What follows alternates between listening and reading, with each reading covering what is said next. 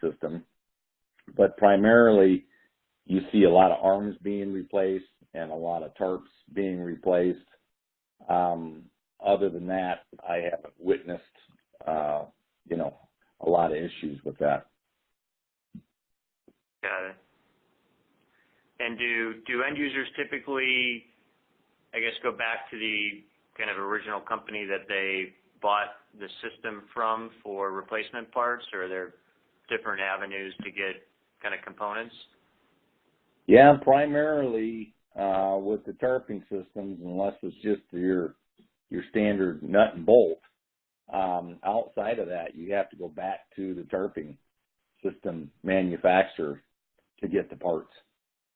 So parts, obviously, there's a lot of companies out there making a lot higher margin on their parts themselves. And so, that has to be taken into consideration. I ran across a number of customers too. If they're not treated right with the particular manufacturer, they have a sour taste in their mouth and they never go back to them. And so, they, as far as a hauler is concerned, even agriculture, they need a real quick turnaround on their tarps, and they need to be provided the very best service because time is always the factor with them. Yeah.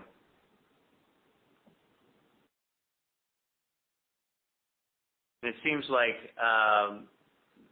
there's a number, and I don't know if you do this at O'Brien or not, but a number of players kind of have, regional service centers. Is that kind of an important piece of the puzzle here in terms of servicing the end users, or is it? That's right. So important? When you say regional service centers in the industry and the waste and recycling industry, you have waste and recycling dealers.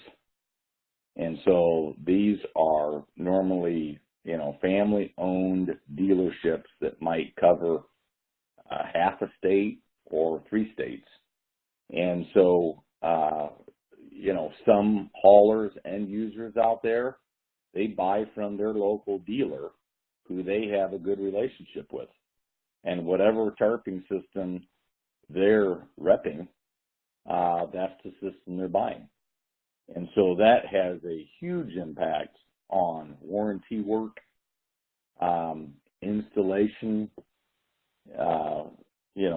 everything that goes hand in hand with what you would call a regional service center would be dealers, waste and recycling dealers. And there's, I'm not aware of any tarping system company not utilizing dealers. And that's one of the odd things about the tarping system industry is that you have many dealers that are representing 2, 3, sometimes 4 tarping systems. And you don't see that too much in the industry talking about just the hoist or talking about containers or carts or garbage trucks. Garbage trucks, you're either a Heil dealer or you're a Labrie dealer. You don't see them crossing too many paths and carrying multiple lines, but in the tarping industry, you do.